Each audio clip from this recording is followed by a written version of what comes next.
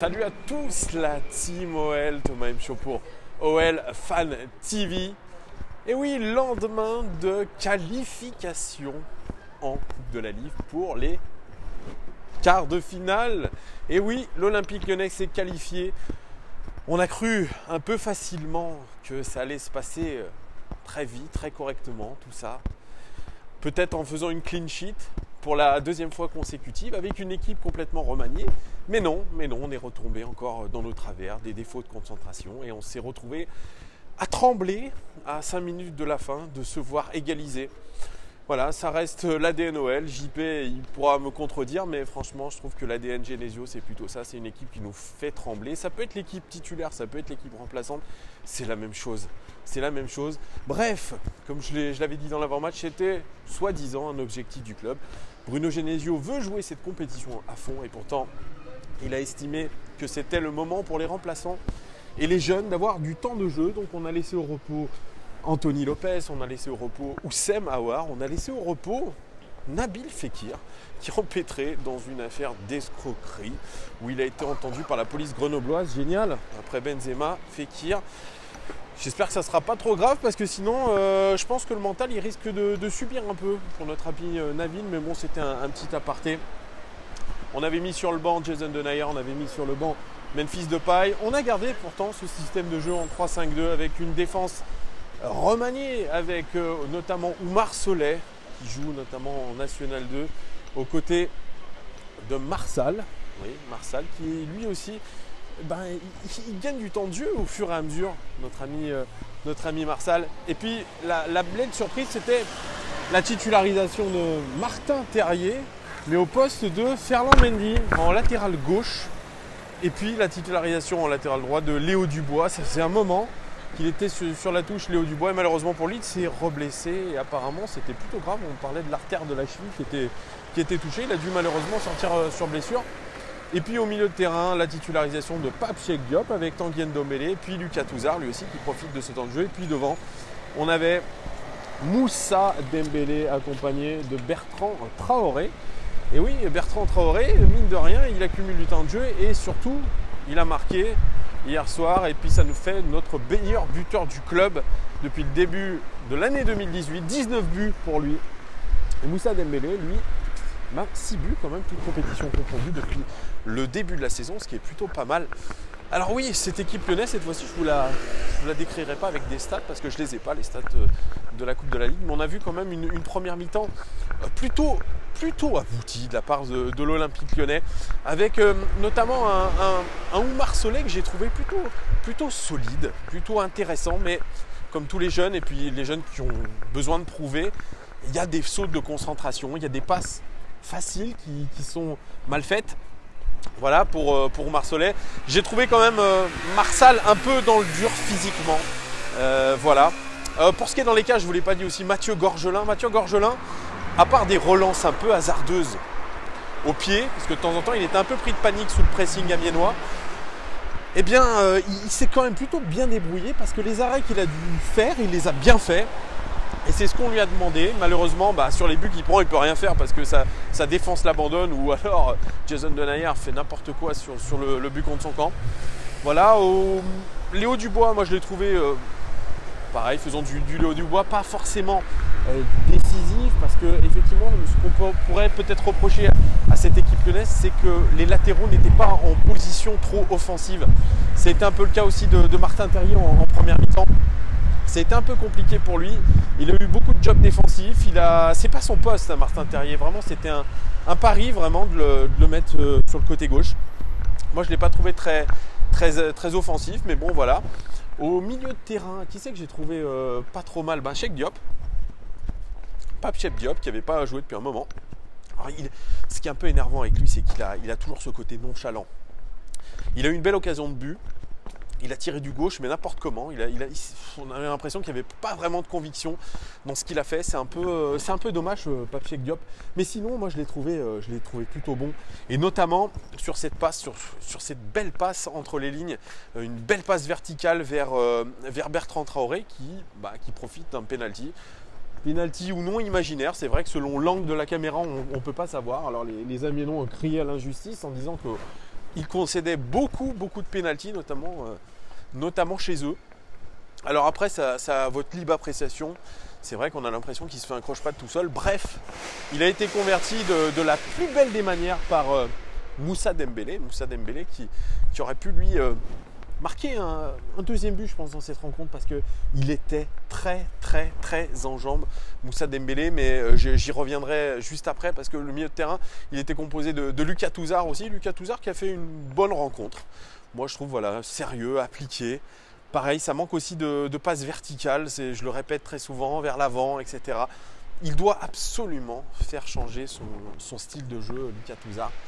Il doit s'efforcer même dans ce genre de match à prendre beaucoup plus de risques. Voilà, mais après peut-être qu'il y a aussi des consignes du coach. Tanguy Ndombele, lui je l'ai trouvé un peu en dedans, Tanguy Ndombele.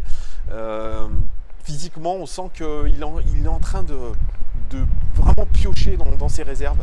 Il est temps que la trêve hivernale arrive pour Tanguy Ndombele parce que ça commence à être vraiment dur, je le vois. Alors bien sûr, dans le match, il a eu quelques moments de génie, où il arrive toujours à se dépêtrer d'un marquage avec un geste technique et puis toujours la passe vers l'avant.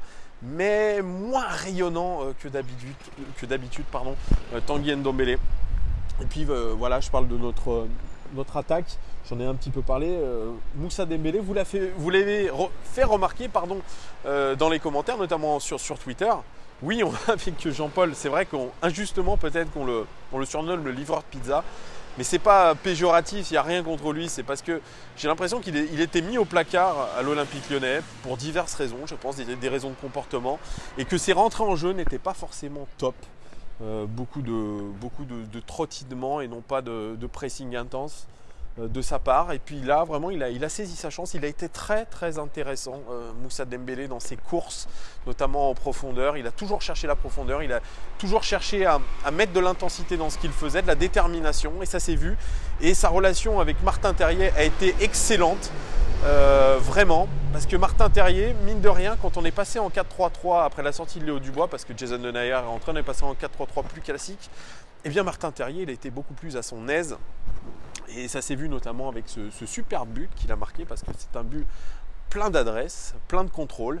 Et vraiment, il est intéressant, Martin Terrier. Sa relation avec Moussa Dembélé vraiment était très intéressante. Alors, par contre, la statistique, il y a eu 17 combinaisons de passes avec Moussa Dembélé. On sent qu'il se trouve en une touche de balle. Ils essayent de permuter et c'est très bien parce que vraiment, il y a vraiment une belle option à faire pour Bruno Genesio. Cette option avec Terrier et Dembélé, franchement c'était vraiment pas mal du tout. Donc oui, on a critiqué Moussa Dembélé, mais sur ce match, eh bien il était présent, il a saisi sa chance et il montre que très clairement il peut postuler à une place dans le 11 de départ.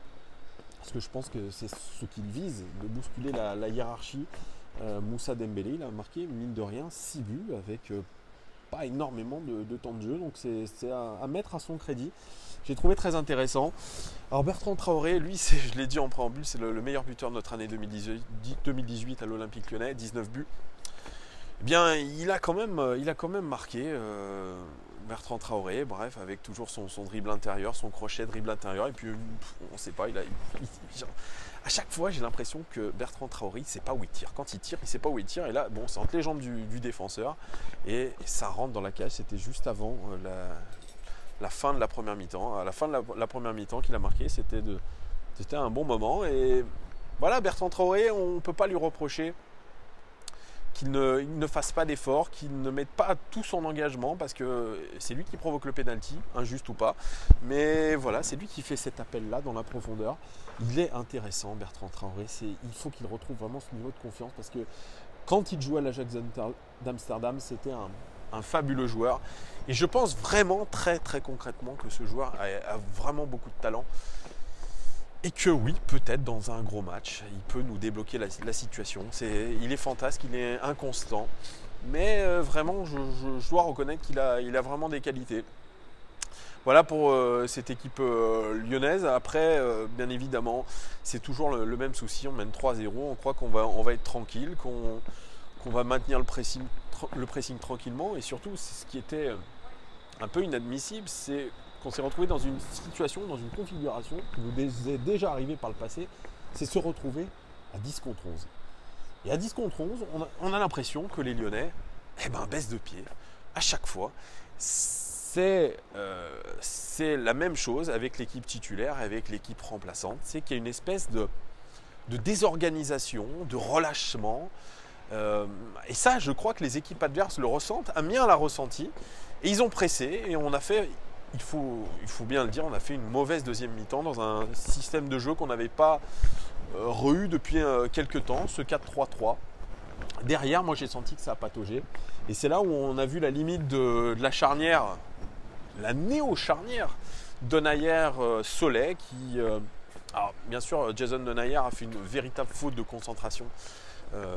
C'est vrai, il a fait une faute de concentration. Ce but contre son camp, il est improbable. Je ne sais pas trop ce qu'il pense faire, la remettre au gardien, la mettre au-dessus de la cage, on ne sait pas trop. Mais franchement, ces défauts de concentration, eh bien, on les paye cher parce que bon, il y a le but contre son camp de Denayer, et puis derrière, c'est la tremblote, c'est la peur que on se fasse rejoindre au score, même à 10 contre 11, et puis on prend ce but où on voit que, je crois, c'était Oumar Solé et Denayer étaient complètement au même endroit, et puis on a eu ce joueur amiénois qui a marqué, qui était tout seul au point de pénalty, ou même dans la danger zone, c'est-à-dire qu'à 5 mètres du gardien, tout seul, il y avait le seul Ferland Mendy qui était sur lui et qui n'a rien pu faire. Vous voyez, c'est quand même assez incroyable qu'on se retrouve dans des situations à se mettre en danger alors qu'on est à l'abri. Cette équipe, vraiment, elle a deux visages. Elle a vraiment deux visages. Voilà, Bruno Genesio l'a dit, il n'était pas satisfait du tout de la deuxième période. Il a dit que l'Olympique Lyonnais, on sait qu'ils sont capables de faire des grands matchs, des exploits contre des grosses équipes, mais contre des équipes à leur portée, largement à leur portée. Il y a toujours ce phénomène de relâchement, cette décompression. Il y a quelque chose qui fait l'ADN de l'Olympique Lyonnais depuis que Bruno Genesio est arrivé. C'est pas normal, c'est vraiment pas normal, mais bon, on doit retenir ce soir vraiment, enfin ce soir ou hier soir, on doit retenir uniquement la qualification. Et on va jouer contre Strasbourg, ça sera le 8 ou 9 janvier. Voilà, c'est une bonne chose aussi. Voilà, on continue. Je pense que le 8 et 9 janvier, ça pourrait être aussi une équipe différente. Peut-être un mix entre des remplaçants et des titulaires aussi, je ne sais pas. Mais voilà, si on se fie à Bruno Genesio, c'est la Coupe de la Ligue, les Coupes nationales sont un objectif pour l'Olympique Lyonnais cette saison. On espère le croire. Mais le gros match, c'est celui de samedi contre Montpellier. C'est vrai qu'on doit bien finir avant la trêve